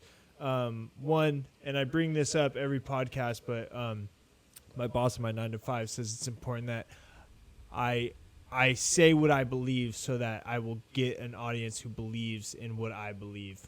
So, amen, sir. I am going to say for the fucking 50th time that I stopped eating meat. Two reasons. One, there's just way too much science saying that the methane in concentrated farms is just terrible for the environment. Number one. I started riding my bike to work so that not a bullshit dude on that. Very and two, cool. I think that we grow up and we all knew that the PETA videos existed. I think that it was easier for everybody to turn a blind eye. Mm-hmm. Yes. I think you get to a certain point in your life where you decide you're not going to turn a blind eye anymore. Yeah. I think if I had a better sense of where my food came from, but I've always been a city boy. I've lived in cities my whole life. And it's intentional. This sounds, to some people, this sounds like crackpot conspiratorial, but I don't think it is. It's intentional that food and products just magically show up on the shelves of the store, especially the grocery store. Mm-hmm. And it's hidden from us how it got there, how much it costs to transport it, what the real breakdown of where things were sourced from, because oftentimes if we knew, we might think twice about it. And especially in industries like the clothing industry, where we really, I don't know where this t-shirt, I don't know who made this t-shirt, I don't know who made these clothes, but with food, we, unless you're living on a farm and it's like right there next to you, it's really hard to know. And for my entire life, I reached a point where I was like, I don't have any sense of where it comes from. But the science is pretty, again, climate change denialism, that's like the bane of my existence. And that's a nasty level, like a nasty form of conspiracy thinking. But there is it's pretty clear that, like, if you read it, the methane is one, and like the amount of water it takes. If you're like, water, well, meat isn't water. And it's like, well, you had to feed the cow, to grow the cow, and like he has to consume, animals have to consume water. And it's like, feed the livestock, or like grow the corn that then the cows eat, la-di-da. It's like, this isn't rocket science. So I so dig that. And I think, I'm not saying everyone has to stop eating meat tomorrow, but I think there are so many great alternatives that we definitely don't need to be eating, 3 square meals of big old slops of meat every day. And it's not that hard. I'm coming on 5 years vegetarian. So it's not bad at all. A matter of fact, it's very rewarding to, I don't know. I feel like I really do believe one of the big things for me, and my mom's a hippie, or grew up kind of hippie-ish, but I believe that you really do ingest that energy that the animals are, that energy is carried in through our food when they are brought to slaughter. And I don't know, man. I'm fucking on some spiritual shit these days as I get older in my life. It just made more sense to take all that shit out. And man, I love it. Have you had the Beyond Burger yet? I eat them a lot. In fact, people poke fun at how much I eat them. They're fantastic. I wish they weren't so expensive. Yeah, they're not. It's like $4.99 for 2 of them. So $4.99 for 2 of them. Yeah. Oh, the sausages are a little. Oh, more you expensive. Make them? Okay, at Carl's Jr. That's where I get. Oh, ha! Go to Whole Foods. They have them. Really? They're better. You can make them yourself. And you just go and you just get the meat patties. In fact, not even just Whole Foods. Nowadays, they're at more than grocery stores. So what exactly is the Beyond Meat? It's made of a mushroom, or no, sorry, not mushroom, a pea-based protein. Oh, that's right. Yes. That's fantastic. And you've had the Impossible Burger? I have. That one's, that's a little more expensive and a little harder to come by. Like, they don't sell that in grocery stores. No, you got to go to Fat Burger. You do? Oh, okay. Yeah, I've had it a couple. It's not yet as like accessible, but it's good. I actually know some vegetarians who are my colleague Christine O'Malley has been a vegetarian for like 25 years or something, and she eats it and she's like, it's gross because it tastes so much like meat that it's gross, Dude, Taco, you can get like Beyond Meat tacos. I eat but I'm much more. People are like, oh, I'm sorry, I don't mean to bring up bacon. I'm like, I know what bacon tastes like. Bacon, I ate bacon as a kid. I ate bacon 5 years ago. Like, it's good. There's a reason why people make it and eat it. And so, like, if someone gave me the equivalent taste, like, I think that's great. I think it's delicious. Which I don't think you would need to cook it in all that fat. Yeah, I have fake bacon. It's not the same. I'm not gonna pretend like that's apples to apples, but it's good. It's good in its own way. And when you grocery shop, you get your food from Whole Foods? For the most part, yes. You go to Trader Joe's ever? A little bit, but I find Whole Foods is more of what I like to eat. Have you had the soy chorizo from Trader Joe's? No, I haven't. Oh, it's fucking out of control. Is it good? Yeah, it's really, really good. Yeah, it's like most vegetarian food. We live in LA, so that's helpful. Or LA. The wider LA, and I think it's very easy to be a vegetarian in this part of the country / world. I've been traveling a little bit. I was in Kentucky for work for a little bit. It's pretty tricky there to be a vegetarian. In Kentucky? In Louisville, Kentucky is where I was. Why is that? Not many people, nowadays in LA, if you don't have a vegetarian option, you'll go out of business because there's always, we're, a little more, hippie, California, whatever. So there are more vegetarians of us in the market, so to speak. So just about every restaurant, unless they're like a barbecue joint, but even the barbecue joint has like the veggie burger nowadays, Go to Louisville and they'll laugh at you. They'll be like, "Oh, have some mac and cheese on the side, like just eat the sides." Yeah. So, yeah, I've had meat a handful of times, not a ton, but I've had meat a handful of times since I became a vegetarian, and that was a case where I was like, I did try it there, and it actually, I was like, just because I was like that, or I'm gonna eat no food today. Yeah. And I tried it, and I was like, I ate like half of what I got, and I was like, like I'm very content. Did it make you without feel sick? That case it did, but I was also eating like a brisket or something. So Oh yeah, I kind of went. I went to the full extreme. You go peanut butter and jelly, son. I should make more peanut butter and jelly. I don't make enough of it, but It's fucking awesome. I do like peanut butter, like a peanut butter milkshake or a peanut butter smoothie from like post workout. I love that shit. Yeah, I love. I can live off that shit for peanut sure. butter. Yeah, I should be eating more peanut. Throw a banana in there. Ooh, for yes. good measure. Oh yes. Peanut butter So banana good. is like one of those. It's like one of the most devilish combos. It's like, it's so olive good. oil, vinegar, or beans and cheese. It's up there. Yeah, PB&J is being. It's really good. An essential. Okay, so back to movies, dude. One, what are you working on right now? So I'm looking for my next gig. I'm just finishing up some short-term projects. What does that look like? Looking for your boy. next gig. I've been lucky. I had about 3 years of consistent one to the next freelance work, which is nuts. Like when you think about it,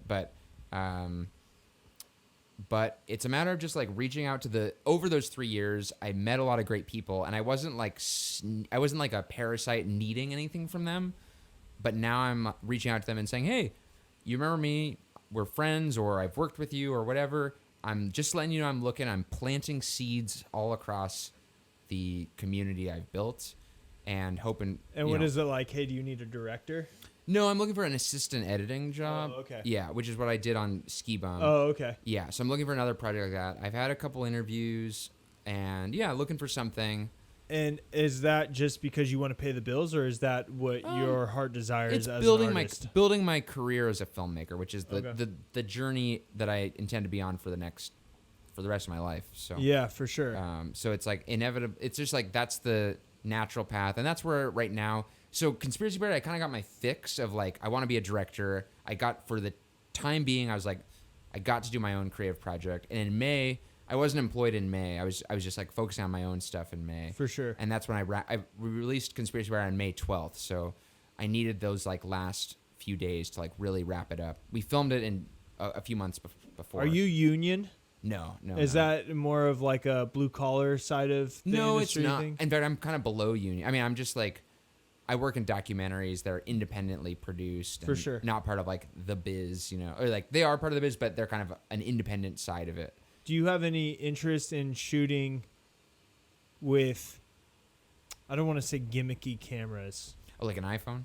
No, but something in order to provoke an artistic. Like a drone? More of like a fucking, some ancient Japanese fucking I see piece what you're of saying. camera. Yeah, if money were a non-issue, yeah, I think I think if it serves the story. I've never shot a movie on film, which is kind of ironic. Really? Yeah. It's all digital? It's all digital. It's very expensive to shoot on film, and it's very risky because, if you don't have, there aren't as many people who know how to operate film cameras. Uh-huh. So if they fuck it up, like your movie's done. Like happened in my film school. A kid shot his movie on film, and the cinematographer pretended like he knew what he was doing. He didn't. He opened the film canister and exposed the film, ruined the whole project. And how much time is that wasted? Time, money, like 3 days of a 30-person crew working, plus thousands of dollars, like pissed, and what does that look like? I mean, what does that look like to everybody involved? It just for the crew members, it's just like, oh man, that's a bummer. For the director, I would have to. It'd be like losing a part of my soul or something. I don't know. For sure. I hope to never. So that's not to scare me away from shooting film. But I would only shoot film if I had all the right resources. You can't half-ass it. Would it even be worth doing in 2019? Because you wouldn't even, you'd be clenching your butt cheeks the whole time about what was going on. I think it is worth it. But again, I'm not, you got to really go out of your way. But someone like a Christopher Nolan or a Tarantino, those guys shoot film, and they should shoot film. We need those guys to shoot film. That's who we should talk about. Okay. Is I want to talk to you about everybody's entry level, like prerequisite of appreciating Quentin Tarantino as one of the greats. Sure. First question is, Quentin Tarantino, if you ever hear this, I recognize him as a super, super strong director, but it kind of seems like, hey, are you into gourmet sandwiches? Yeah. What's your favorite? Peanut butter and jelly. Like I see what you're saying. Yes. Yeah. I mean, but peanut butter and jelly is great for a reason. But it's a great sandwich. Yeah. But it's just a peanut butter and jelly, and it is his stuff. Am I overlooking? Is that what makes him so great? Is that he's so likable on an artistic level, and that artistic level on a grand scale?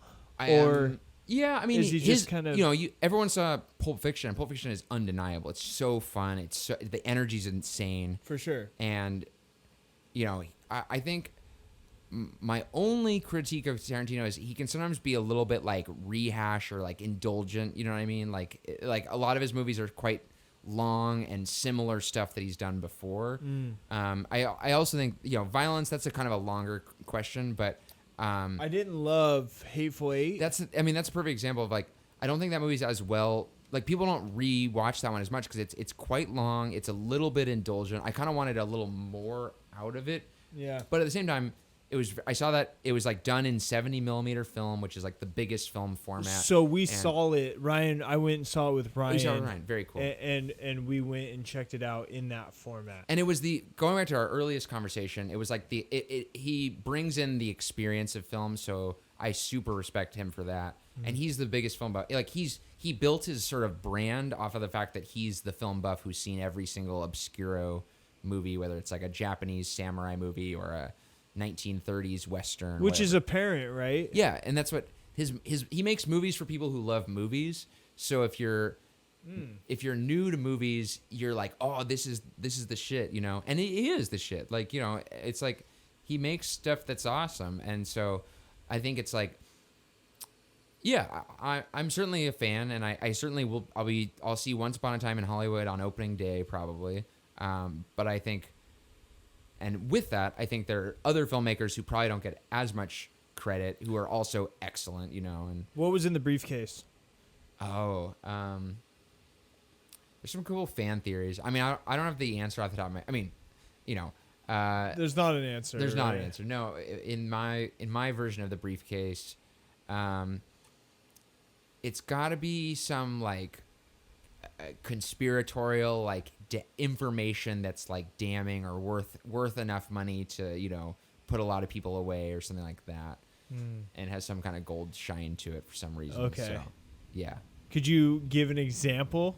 Like the coordinates that prove that the government, like Area 51 yes. type stuff. Yeah, or like the cover up, the information that could prove 9/11 was an inside job. Yeah, something like that. Although it came out before 9/11, so it couldn't be that. Yeah, but you know what I mean. Yes, something along. Even if it happened before 9/11, that would even make it shine brighter. It would. It would mean they could have stopped it. So yes, JFK. It could have been, the information, the true story of JFK. Okay. Yeah. And then, did that have any correlation to the Band-Aid behind Mr. Wallace's head or something like that? Isn't there? It's been a long time, so where it's his soul. He's trying to get his soul back. Oh. I thought that was it. Is that Mr. Wallace? I dig that. See, I'm all about that stuff. I'm into it. Mr. Wallace sold his soul and comes out of the back of your head. Okay. And Vincent Vega and whatever Samuel L. Jackson's character Jules went and retrieved Mr. Wallace's soul. Interesting. I have not heard that theory, but Did they end up leaving with the briefcase? I don't remember. I don't remember either. I feel like it. I don't know. It doesn't matter. But I'm into I love the good theories. Yeah, I love a good film theory. That's a little bit requires a little bit of a stretch, Yeah, that's a big part of the film industry, right? Is fan theories. Yeah, I would say. I mean, again, ones that add up based on what's already there. there's a crazy theory called the Pixar theory that ties together every single Pixar movie as one story that all exists. So what is that theory? Because I'm familiar, and is it deeper than just Pixar existing in the same universe? Well, that's kind of what it is, but Well, yeah, like that, because the monsters in Monsters Inc. are actually from the future, and when they go in through the door, they're actually going back in time, and it's time travel. Okay. And therefore, like, monsters aren't monsters like in a parallel dimension. They're like a more like mutated, genetically modified version of us, like 5,000 years in the future. But they've run out of resources, so in order to get resources, they have to go back in time to get the resources. Okay. And there are hints of the resources running out in movies like, I don't know, in like The Incredibles and in like Toy Story. Okay, we'll have to check that shit out. Yeah, it's one of those ones that I remember the day it launched. It was like, I remember where I was when I read the Pixar theory, and I was like, really? This is it, Oh, and so it's compelling enough to say, oh, this is why this existed. I mean, it's all one guy who just watched those movies very, very closely, but he has his argument. He has his, T's crossed and his I's dotted. He's done his backlog of work, and it's just fun. That's the stuff that's just purely for fun, Yeah, and that's all it's supposed to be, right? Yeah. So I like the stuff like Inception is all a metaphor for filmmaking. So like what? So like Leo is the director. Tom Hardy, he like disguises himself, so he's an actor. Ken Watanabe, who's funding the whole operation, is an executive producer. He's the one writing the checks, like funding the whole operation. And then like, does that make the movie less beautiful to you? It makes it speak to like, it makes it more personal to Christopher Nolan, who's the director himself. Right. No, it doesn't. I think it makes it's fun. Like, makes it more fun because you're able to recognize the film for what it is already. You know that it's not Marv or whatever the wife's name is stuck in an actual limbo somewhere. It can be both. It can be both, And then like Ellen Page is the writer, so she's brought in to like write.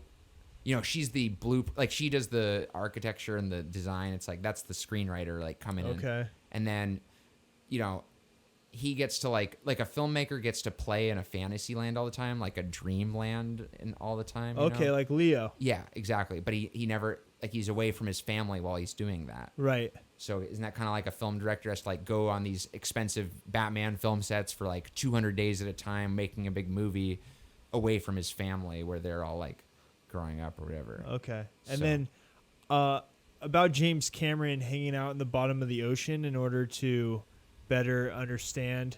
Didn't he perform studies in like a fucking submarine for Avatar? Yeah, he's like the next Avatar is gonna be underwater, I guess. So and here's one on Aliens. The second Alien movie, Aliens, directed by James Cameron, is a little bit of a metaphor for the Vietnam War, and how like they're fighting these like the way the soldiers all kind of look like they're from Full Metal Jacket or something like that. They're kind of like Vietnam guys, They're like tough. Even the girl is tough in it, just like, and the war they're fighting is like a confusing war, like political war above them, but they're just fighting like in the dark, fighting these like monsters that they don't even know what's on the other side. You know?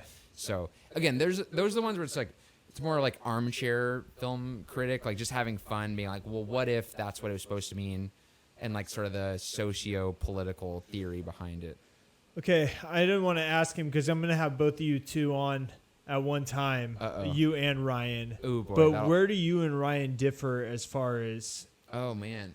In the deep end of the film pool? In the deep end of the film pool... First of all, first question. Do you guys both consider... Would you consider both... And I'll let him defend himself. Okay. Because Cinemacy is coming on...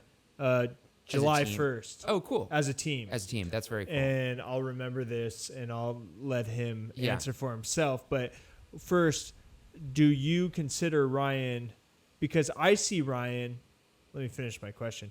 Do you see Ryan as someone in the same deep end of the same film pool? Sure. Oh, yeah. As you? 100%. And two,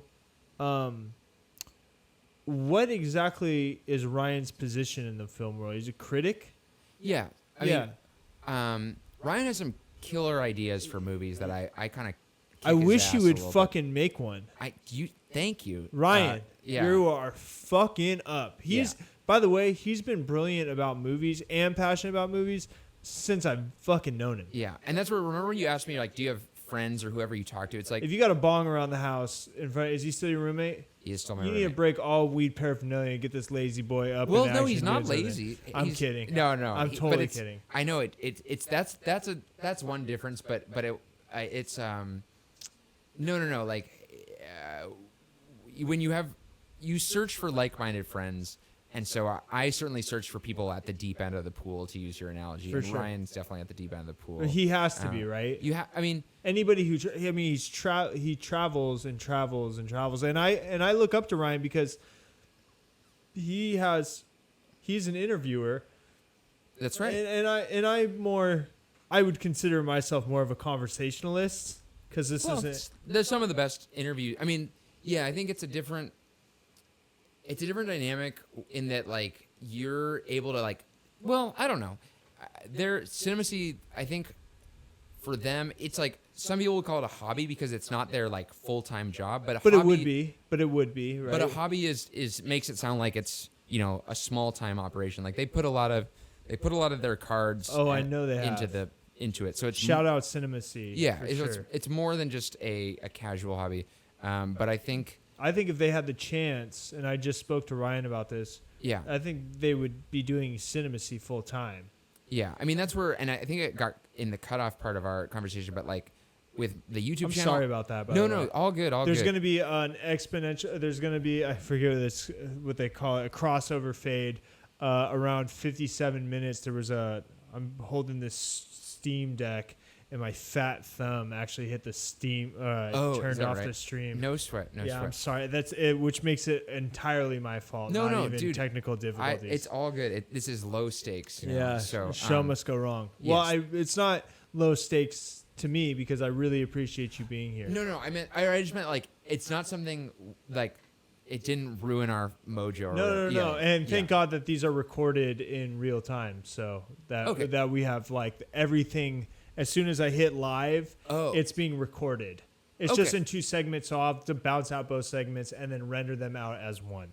Cool. That's all that. That means. Oh, right on. That means that they missed out in whatever 15 minutes of the conversation was. Oh, got it. I thought that it was gone forever. No, where we were talking about. No, we have 57 minutes. Okay, so that'll be when you post on YouTube. Will the whole thing play? The whole thing will play. I'm gonna bounce all this out. No, so I export to YouTube. So what will happen is, this will be on Twitch, where all of my rough drafts are. This is the rough draft. Yeah. And then now it's in two parts, so I will download both, put in Premiere, do fade in between both, and then bounce it all out as an hour 45 long thing or whatever. Very it is. Cool. Yeah. Very, very cool. Yeah, dude. No, yeah. You were saying it's low stakes, and I wanted to say that it's not low stakes to me. I was thinking about this, and I think about all my guests coming on. Yeah. That I'm so thankful to have a spot where I have somebody who, dude, it's not every day. These are my chances to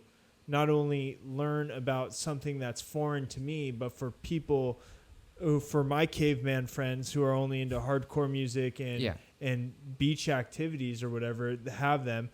They get to learn about what it's like to be in the director's chair. Please make no mistake. By low stakes, I didn't mean to belittle or anything like that. I more just meant, like. No, I took it as you, like, saying that you're low stakes. I'm like, oh, you're not low stakes. No, to me. I just didn't want you to feel bad or whatever. You know. No. No, don't get me wrong. And honestly, now that I know that it's all recorded, that's cool. Because what I'm gonna do. I'll share the YouTube link to be like, check out this. Oh no, dude! I would have had a panic. I would have been like, there would have been much more. Could you imagine if I just let it roll off my back like that? Right. Oh fuck, we gotta go again. We good? Okay, here we go. Yeah. No. Okay, cool. It's been recorded. We have all about good. No. And that's where, like, minutes. I'm not in the. It's a medium. The podcast or radio or Twitch medium isn't the medium Twitch is foreign. So I did this originally. How this originally developed is I grew up, I was a class clown. I like to make people laugh. And I really thought that I would be able to turn on a camera and play video games and run my mouth. Yeah. And that would be enough. it. And I'd make it. and I would make it. And Yeah. I seriously entertained this idea for, I think it was 14 hours. Yeah. And I think that runway, that runway facilitates a landing for a plane that is kind of self-absorbed. I see. And will ultimately end up out of gas, and being out of gas means kind of a little bit of self-resentment. Yes. I see what you're saying. You know, for creating something that's revolved around me and performing. And I don't even love video games the way I used to. I love video games the same way everybody has a bike and they like riding bikes. Interesting. Yeah, you know, yeah. I was going to use it as a cheap way out in order for me to be funny because I can't sack up and do 5 minutes on a stage or whatever it may be. It's more accessible or whatever. Yes, and it's kind of a cheap way out, but this is developed into be like, oh wait, hold on, like I don't want to hear me all the time. Yeah, that's sort of, I mean, that's very cool, and I think you can learn so much from like, yeah, it's like I want to know, yeah, it's like part of filmmaking is very collaborative, so I love that element of it, you know, and I think going back to Conspiracy for a sec, you know, it was co-written with Jake and Cole, who are like, they brought a lot of the oomph that I think makes it really shine, comes from like, it wasn't just something that I did all by myself, you know, it's like it needed that external, it needed all kinds of people behind it to make it happen, and that's why film is sort of a miracle, because it's like, yes, the director gets a lot of the credit, and that's the name that is associated with it as the artist or whatever, but it takes this army of people to make these things. Right. And I think, you know, you learn so much from everybody. I think you're in a unique spot because you get to kind of jump between mediums and types of people and ages. Like, and as you get going further, you're going to have more types of guests, and for sure, absolutely, and that's kind of my goal is, yeah, I mean, and this is great because I mean, we're buddies, but on what medium would I have reached out to you, been like, hey man, let's sit and talk to each other for 2 hours? No, it's sort of like a great excuse to like get to know people better and to drill it home. I think that in 2019 we've never been more socially disconnected with ourselves, because I mean, we planned this whole thing out, we didn't say one word to each other. Isn't that crazy? It was all with our via thumbs. Text. That's crazy, and yet it facilitated us the opportunity. And think about, for sure, I mean, that's true of like, I know when it comes to like something like dating or whatever, I'm very quick to like get out of the texting game, get in the in-person game, for sure. And well, me still with Kenzie, it's like we'll get talking about business, just natural, like, hey, are we going to take care about this week, this blah blah, and it's often so misconstrued as something else over text messaging, because I mean, conversation is like this 5-layer fucking lasagna. Yes. And when you text your conversations, you're mashing it into like this pancake. I know, you have to be so like, I never am sarcastic over text. And I think, I'm sorry. No, because I've had that blow up in my face where I send like I send a text to someone and be like, way to ignore me for the last day or whatever. Yeah.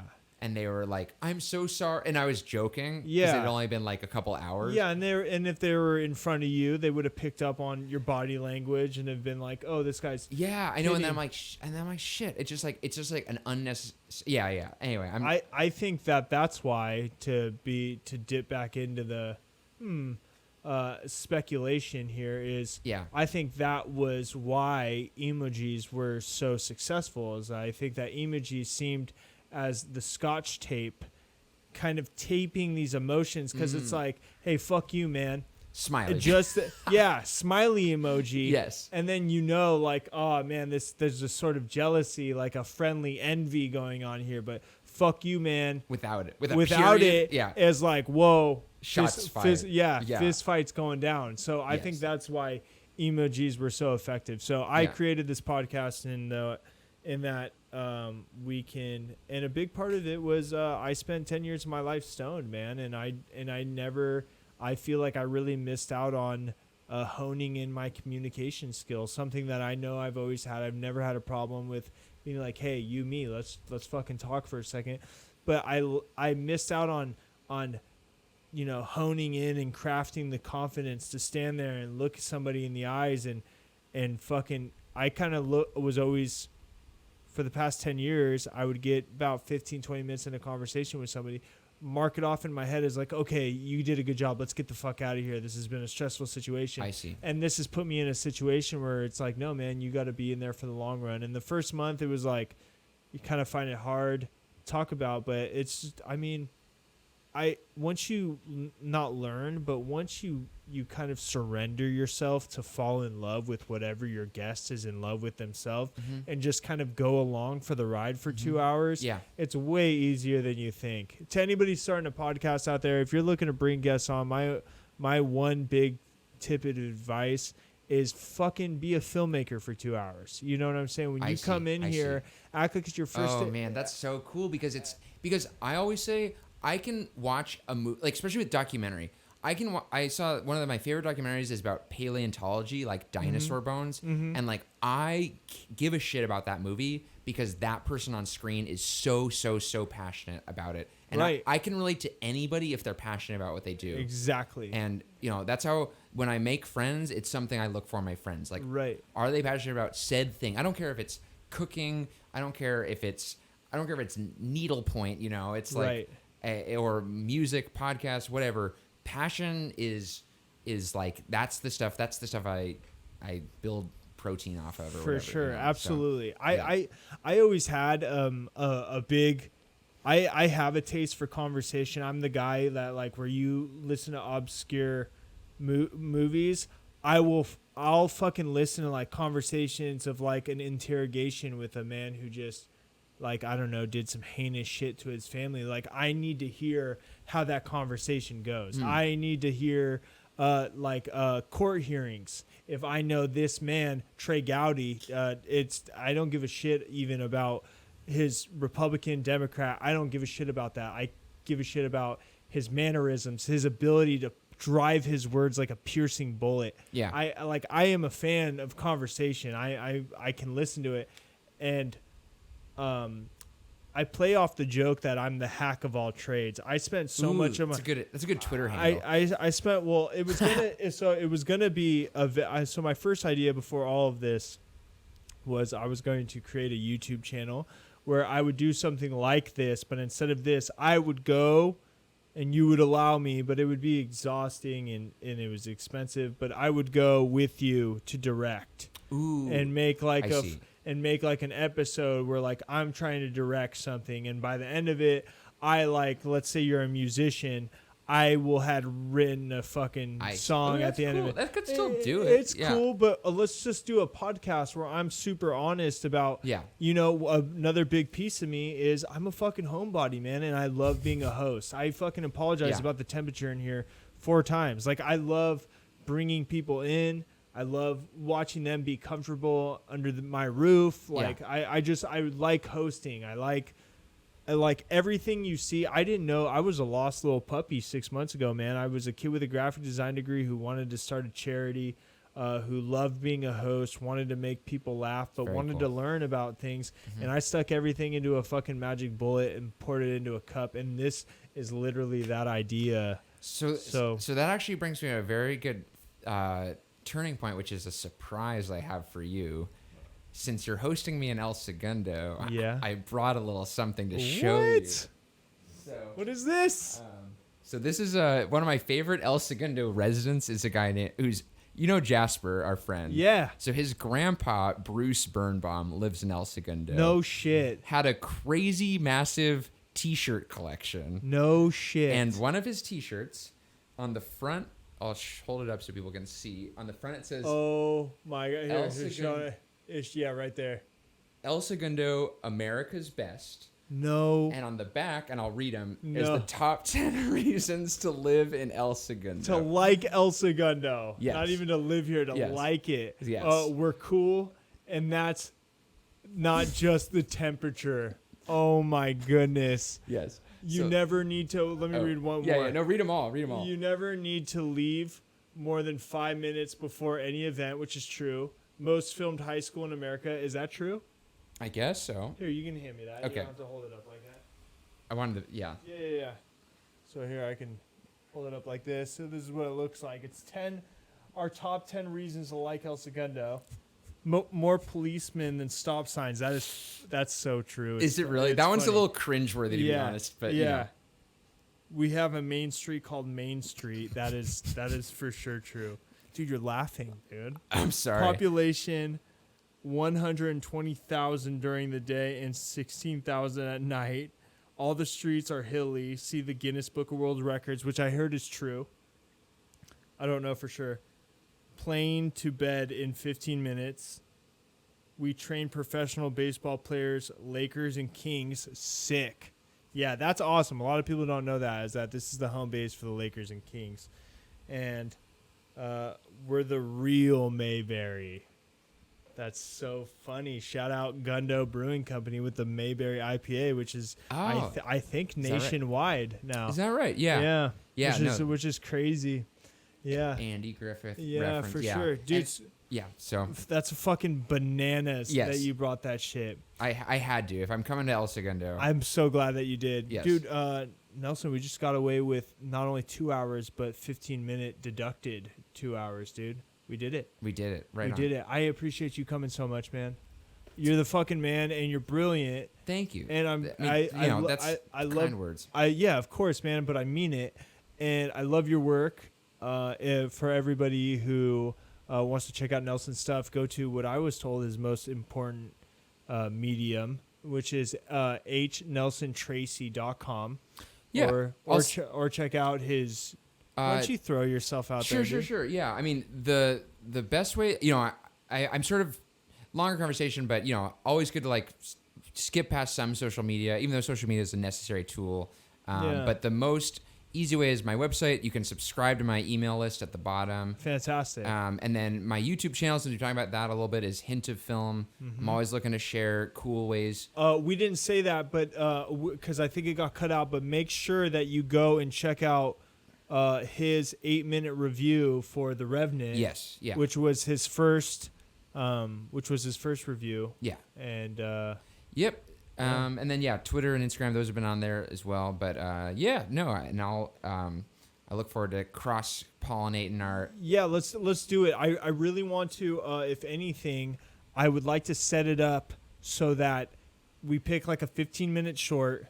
We have Mr. Rojas in one of those chairs. Okay. One in this chair. We all watch it together. Ooh, I dig it. And then have a discussion. Yeah, something none of us have ever seen. No, but we'll let the fans know ahead of time. Yes. What they should watch, and we can all watch it as a community, and then we could do a little Q&A in the live chat and stuff. We should look up. There are a couple of these like Criterion Collection like essential short films that are considered like the best of all time. Okay. Since I know you were like go deep or whatever. Let's do it. I love that shit. And then you make sure that you watch Enter the Void so we can talk about that next time you're on. It's on my list. Yeah. Okay. Let's pound the knuckles. Yeah. Dude, I appreciate you coming through so much. Let me see. I gotta take a picture of the POV too. So get like you're talking to me and I can. This is live. This is how the Instagram pictures work, ladies and gentlemen. Love it. Cool. Thank you so much. And then hold on Wednesday. Oh, we have Pepe Acevedo. Pepe, if you want to come with somebody, you can. We have 3 mics now. Just let me know in advance. And everybody, we're out of here. We're going to go excavate that those 15 minutes and see the damage we did. I'm sorry about that, by the way. No worries. All right. Thanks, y'all. Peace out.